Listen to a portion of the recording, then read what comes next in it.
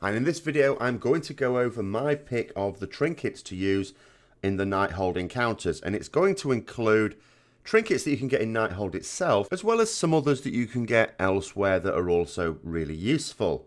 I haven't brought this out when Nighthold came out, or even when patch 7.1.5 came out, because I know that Blizzard always changed trinkets quite a lot, and I've been stung before by bringing out some advice on trinkets which they have immediately changed, and there was no exception this time. So I've talked before about changes to various trinkets, but now I feel it's stable enough. I'm going to do this, and then tomorrow Blizzard are actually going to make massive changes, the little arseholes. But I'm going to assume that it's relatively stable now, so I'm going to have a look at it. But I want to go through a few things first. Now, the first thing is that if you are interested in additional resources on trinkets, there's obviously a couple of places to go to. First of all, you could check logs. Who's doing the most damage on certain bosses? And you could look at the trinkets they use on Warcraft logs. Just be aware that the trinkets that are being used by the ones who are doing the most DPS, first of all, they may not be doing quite the same assignments as you, and that always changes things. The other one is that they may not be taking what they think are the two best trinkets, just the two best that they have for that particular encounter. The other place is if you go to the Paladin Discord, Hammer of Wrath, which is a really great community, there is a guy called Thordros who just lives and breathes trinkets. He loves trinkets. It's unhealthy, if you ask me. But he's done a website, and you can find that in the Ret FAQ section of that Paladin Discord. Right at the bottom of it, click on the link there. He's done a little website on it. What I'm going to do here is go over my thoughts on the trinkets. I'm going to go over the sims for me. I am going to caution, as usual, that this doesn't necessarily mean that the order that the trinkets are for me is going to be the same for you. I want you to bear in mind a few things. First of all, the effect on Crusade.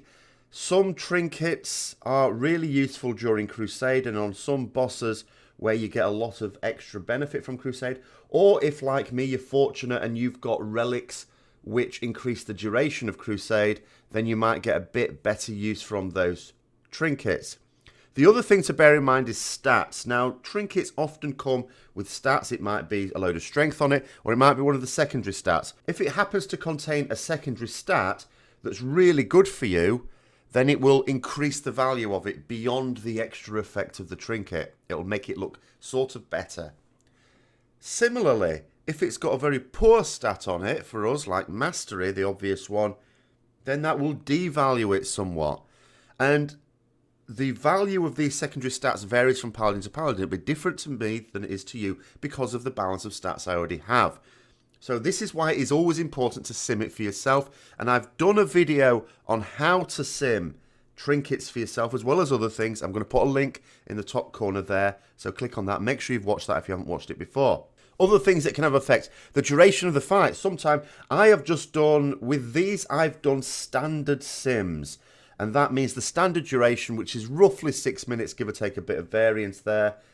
I haven't done any other variation in time, but sometimes the trinkets, it does depend on the time, the kill time. So if you're looking ahead at a particular boss, maybe try and think about the time you'd expect to kill it in. And you can usually look at that by looking at guilds that may be just slightly ahead of you and the kill time that they have on that boss. And finally, the other thing that can make a real big difference is legendaries. Again, going back to Crusade, any trinkets that sort of benefit from your Crusade. If you've got a legendary that also boosts the damage during Crusade, that's going to favour that particular trinket as well. And you have to bear in mind, I've done these sims for the two DPS legendaries that I have, which is the Cloak, Whisper of the Nathrazim, and the Good Ring, Liadrian's Fury Unleashed. Liadrian's Fury Unleashed, of course, does boost your Crusade a little bit. So it ought to be borne in mind, as I say, that the values you're going to get are certainly going to be different from mine, but even the order of certain trinkets.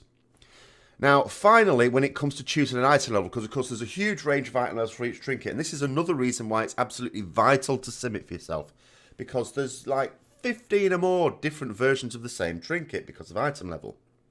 So I've gone for the dungeon trinkets, I've selected an item level of 875. Now, my thinking here is, you could go short. If you're going to farm these things at level 15, you could get 885. But you can't always get a key for that. So I'm doing it as like an average. Like sometimes you might get, a 10 key, sometimes a 15. I've sort of done it somewhere in the middle and said item level 875. Another sneaky reason for doing that is because I'm using a Horn of Valor at the moment for most fights. and that is also happens to be item level 875. Now for the Nighthold Trinkets, I've gone for 880. That is because that is a reasonable item level to be able to get. If you can do normal and maybe at least a few bosses on heroic, you should be able to get most of your trinkets at least at 880 from Nighthold. So they will naturally be slightly higher item level than the ones you would get from dungeons. 3 other trinkets, there is a bit of a difference here. The Unstable Arcano Crystal, which is what you get off with the gym. With the gym, at the time I'm doing this video, is up at the moment. That has a baseline item level of 860. Of course it can Warforge, of course it can Titan Forge. But it's got a baseline of 860. And because you can't exactly farm this thing, I've just put that in as an 860. And finally, Eye of Command, which drops in Karazhan from the final boss. Again, you don't have different levels of Karazhan. Yes, sure, it can Titan Forge. Of course it can. But I've gone for an 860 for that as well, because that's the baseline item level of that. And finally, for the Dark Moon Trinket, Dark Moon Deck Dominion, the maximum for that is 865 if you've got your 10 Obliterum on there. So that's what I've put for that as well. So with all that, let's have a look at what values I'm getting for them. Now, I've chosen 3 different types of sim. I've chosen the Patchwork Sim. This is your pure single target. You're not moving anywhere. You're just focusing on one target for the whole fight. Very few fights in Nighthold really stick to this because there's a little bit of cleave on pretty much everything. Even Crossus, which is a single target fight, you've got those little elements where, first of all, you're moving away. That's going to affect certain things like the Eye of Command Trinket, but also a little bit of cleave with the ads as well. So even that is not a patchwork fight. So there is no fight in Nighthold which is a patchwork fight. But I've put it in there as a way of sort of comparing, because whenever you see sims thrown out, they're always patchwork sims, no matter how useless they might be. So the next sim I've put in is a Beast Lord sim. This is much more like it. A Beast Lord sim is when you are focusing on a boss. You're targeting a boss, you're going to stay targeting that boss. But every now and then ads come in, you cleave them when they come in. That's a pretty good model for a number of fights in Nighthold. The timings won't be exactly the same, so always take it with a little bit of pinch of salt. But you know, it's a decent model. And then the final one is Hectic Ad Cleave. I've just called it Hectic Cleave here. What this does is, this is just like, as you can imagine, lots of cleave, bit of movement as well. A good one for looking at for dungeons, but also there are some mad AoE parts of the fights in Nighthold as well. So I'm going to go down the trinkets on offer with a couple of little thoughts here, and then we'll just go for the values and we'll just have a look at the order on all 3 sims. So Draft of Souls, which drops from Gul'dan, is a great trinket for warriors. It's not bad for everyone. I mean, I got it at item level 900, just sort of give you some idea. I got it at item level 900, and when I got it, I thought, oh, this would be good for like single target at least. But then I got something else. I got my Horn of Valor, which sort of pipped it, really. It's not brilliant for us. It was going to be amazing with the original version of Convergence of Fates, which is why I talked about it in my updated Essentials Guide for 7.1.5. But I did caution at the time that trinkets can change, and they did. So it's not that they changed Draft of Souls for us, it's that they changed Convergence of Fates, which means we can't get Draft of Souls to line up with Crusade every time now. And you shouldn't be delaying it. You might be able to get away with delaying it a few seconds. Let's say you've got, what is it now, the Shoulders, which increases your damage when you use Wake of Ashes. You know, if you've got a few seconds before Wake of Ashes comes off cooldown, sure, delay it, use your Wake of Ashes and then Draft of Souls. But generally speaking, you want to use Draft of Souls on cooldown, as long as it's not going to get you killed, because remember, you're stuck in place for 3 seconds. A classic example here is sometimes it lines up with Croesus smashing the bridge. You don't want to be using it when it's about to smash the bridge. Just delay it a few seconds there, of course. But the bottom line is it's not brilliant. If we look at the values here, it's decent. And of course, the fact that you can get this at a very high item level, because it drops off Gul'dan, so it's the highest item level for that particular mode, means it could be good for you compared to lower item levels of all the trinkets. But when we sort of look on parity, it's not looking stunning at all. And the other thing to note here is it's a single target trinket. As soon as you're doing AoE, it loses loads of value. Absolutely loads. So it is really just a single target trinket. Next is Convergence of Fates. This drops off Elisand. This is a really good trinket for us. Again, it can drop at quite high item level, and that makes it really useful. They have nerfed the hell out of it for us. Now, Blizzard threw a little bone by saying, okay, well, it can still have a really good proc per minute. if you don't take Crusade, if you're just taking the baseline Avenging Wrath, maybe with Divine Purpose or Holy Wrath. But the problem, and you might think, well, does that make it worthwhile dropping Crusade? No, it doesn't. Crusade is massively, massively more of a DPS increase than taking Convergence of Fates without Crusade. To the tune of at least 50k DPS. It's huge. So we are taking Crusade for everything. Doesn't matter what trinkets we've got. Doesn't matter what legendaries we've got. Doesn't matter what fight it is. We always take Crusade. And Convergence of Fates, even in its massively nerfed state, and it is pathetic at the moment, it's still pretty good. It's still, when you consider the item level you can get on it, maybe even close to Bis. But bear in mind if you're in a raid situation, like a raid guild, don't try taking it over other classes that can use it, because it's almost certainly better for them. Just because it's really good for us, it's not that much better than other trinkets on offer. And sometimes not even as good. The best thing that can be said about Convergence of Fates is it might allow for the possibility of using Crusade at a more suitable time. I mean, take Scorpion, for example. We generally don't have Crusade lining up with the point at which it's extra vulnerable and taking extra damage, and we want to do extra damage as well. Whereas with Convergence of Fates, that might be the case. So the extra flexibility there might be useful. The problem is it's so unreliable, and because it gives you such a small reduction to the cooldown, it's not that brilliant. But it is a really good trinket to have because, again, of the high item level. And you'll see a lot of Rets who have this trinket and use it and do very well. We can see here, though, that it maintains its usefulness on AoE. So we don't have to worry about swapping it in and out on different fights. Next is Might of Croesus. This is a classic AoE type thing. So, it's decent on single target. You can absolutely use it on a single target. But it also does pretty well in an AoE situation. Entwined Elemental Foci is a really good trinket. It's surprisingly good, in fact. When Nighthold first came out and I was doing Sims, I don't know whether it's something that's changed about me or in the Sims. It wasn't looking stunning. It looked all right. You could take it if it was on offer and no one else wanted it. But it wasn't looking stunning. It is now looking pretty good. And it's really good for AoE and single target as well. So it's a classic trinket that can be used in all situations. I'm not terribly keen on the sort of way it works, this sort of random proc thing. But the Sims are saying, this is a good trinket. So if you get the opportunity to get it at a decent item level, then absolutely you want this. Claw of the Crystalline Scorpid. This is the one that drops off Scorpion. So it's the most accessible. It drops off the first boss. It was quite heavily buffed quite soon after Nighthold came out. So it didn't look that brilliant, but it was then buffed. Now, I'm going to caution here with the Sims. The Sims make it look really good, and it is. I mean, by all means, grab one. If you can get one at a good item level, get it. Be useful on, ironically, it'd be very good on the Scorpion fight itself. But any sort of heavy cleavy fights are good as well. But I got it on normal mode when Nighthold first came out, and I tried it in a few situations. And sometimes it did quite a bit of damage.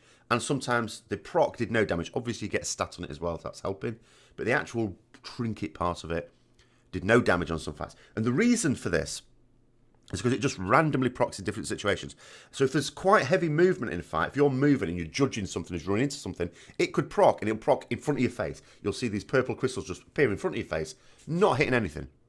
Because it's a cleave trinket with a very limited range. So if you stood on something all the time, like on Scorpion, and ads are coming to you, then it can be a really good trinket. If you're moving around a lot, like, for example, on Botanist, maybe even a L'Oreal, it's not so good, but it could still be good, because they are cleave fights, so it can still be worth taking. You just have to be very mindful. Also, bear in mind, it's a cleave trinket. That means it's only doing its effect in front of you. It's not an AoE. So you have to be extra mindful to be facing stuff. So where possible, you want to be strafing when you're moving, as opposed to sort of turning around and moving, even if you have to move quickly, like on Botanist. Try and be facing mobs, because if it procs and you're facing away, sad times. So those are the Nighthold trinkets, and again, we'll look at the order for different situations. Next is the Dungeon Trinket. So Faulty Countermeasure has been our Bis trinket for quite a long time. For me, at the moment, it's actually been picked by Horn of Valor at the same item level. Still really good, that. I mean, you compare this to the Nighthold trinkets, it's looking great. It's looking better for single target than all the other Nighthold trinkets, which, remember, I've set at 5 item levels higher. So if you can get Faulty Countermeasure on the same item level as your Nighthold trinkets, then use Faulty Countermeasure. assuming there's any competition between the two. You can always use that on a Nighthold Trinket as well. But it loses value in AoE. Faulty Countermeasure is another one that is better for single target. Doesn't mean it's bad in AoE situations. It can be still better than some others, but it loses its value. It's very much like Draft of Souls. You're not getting any benefit in an AoE situation. So you may need to swap it out in certain fights if you've got something that's better for AoE. Horn of Valor, which is the one I've got at the moment, really good, really strong in all situations. I mean, how can it not be? It's buffing your primary stat. That means it's going to be good for single target and AoE. It lines up very nicely with your Crusade, like Faulty Countermeasure. But bear in mind, if you have Convergence of Fates and you intend to use Convergence of Fates, do not take as your second trinket slot Horn of Valor or Faulty Countermeasure, because it means it's not going to line up with your Crusade anymore. As soon as Faulty Countermeasure or Horn of Valor do not line up with your Crusade, they are not worth taking, because they have to. They have to do that. They lose so much value. But in terms of an all-round good trinket, Horn of Valor at a good item level would be great. So if you get the opportunity to farm Halls of Valor at a high item level, you always you always take that, because you can do that at a 15. In fact, I've got a 17 key at the moment. I'll be looking forward to doing that. Then you're going to get it 885. Brilliant. At least might tell that Forge. Memento of Angerboda. This is obviously a classic common trinket because of people running more souls so much for nice convenient AP grind, at least until 7.2. Now, a little caution here as well. This can actually be a little bit better than Sims suggest, because it procs off other player deaths. Now, that means, and obviously Sims can't take account of that, and you don't really want people to die, but occasionally people die, and it could proc off this, so it can be a little bit better. Don't over-exaggerate it, though. I mean, if we look at the actual values and compare to the other trinkets I'm doing in this list, it's not brilliant. It's one of the lower ones, but it's a decent one. If you get it at high item level, it can be a very decent trinket indeed. Eye of Command. Now, this is a great trinket from Karazhan, of course, drops off the final boss. Again, remember, I've put this at 860, so this is actually lower item level than the other ones or most of the other ones in this list. And look what it's doing. It's coming out really strongly in single target. It's also coming out strongly on Beast Lord. Remember, on Beast Lord, you are still focusing the same target, like Scorpion. You're still on the boss. So you're not really losing anything with Eye of Command there. Where with Eye of Command, you lose when you change targets. You don't have to do that on a Beast Lord thing. Hectic Ad Cleave. Okay, you're going to be changing targets a little bit, loses some damage there. But don't overstate it. It's not going to complete shit just because you change your targets all the time. But obviously, if you can minimize your changing of targets, then you get more benefit from Eye of Command. It is worth sort of bearing that in mind. It's an extremely strong trinket, and if you can get this thing a few item levels higher, like Warforged or Titanforge, it can be a stunning trinket to have. Absolutely get this if you can. The next one that's a really highly desirable trinket, but again, not so easy to farm, in fact, very difficult to farm this one, is Unstable Arcana Crystal. It drops off with a gym, which is a world boss. It's been up a few times now. It's up this week at the point I do this video. If you're watching this video a week later, sorry, it's gone again. So it is worth doing this. If you've got a coin space, it's always difficult. Am I saying to coin it or not? Don't know. I didn't coin it, I have to say, because I've got to think of beyond more than just trinkets. If you want to spare a coin on it, no one's going to criticize you, because if you get this Arcana Crystal, even at 860, it's really strong. It's amazingly strong. It's fantastic. Now, Beast Lord and Hectic Ad Cleaves as well, because it's basically a stat stick. It's a stat trinket. So it's not going to lose any value in other situations as well. It's got several stats on it. It's really good. You want to be using this in most situations, even above higher item level trinkets, unless they're a lot higher item level. Again, that's where you need to sim it. Another little curveball I've thrown in there, to use an American expression, I could say googly for British, is the Mark of Dargrul. This drops in Neltharion Lair. The reason I put this one is a couple of reasons. First of all, in AoE it's actually decent, and the second one is a lot of people tend to do Neltharion Lair quite a bit, because it's a nice straightforward dungeon. It's a decent dungeon to do. Really annoying on high item level, I find. High level, sorry, I keep saying item level. High level. Because it's got quite nasty trash, but it's not got that much of it, and the boss is relatively straightforward, so a lot of people do it. So it's a trinket that you might well get dropped. Again, for 875, you can see single target, of course, it's not doing very much at all. Don't use it on single target. But for AoE, decent. Again, there's lots of trinkets in this list that are better, so I'm not saying it's a good trinket, but it's sort of like a good one of the rest. So if you don't have one of the really plum ones at a high item level, and you get this at a high item level, then consider it. for AoE things. Consider it for dungeon runs. Really good for dungeon runs. And then finally, the Dark Moon deck Dominion, the Dark Moon card fair. This is the one, of course, we don't need any RNG. You can just buy it off the auction house and you can get your Obliterum and you can get it all the way up to 865. What does this one look like? Pretty good. Pretty good.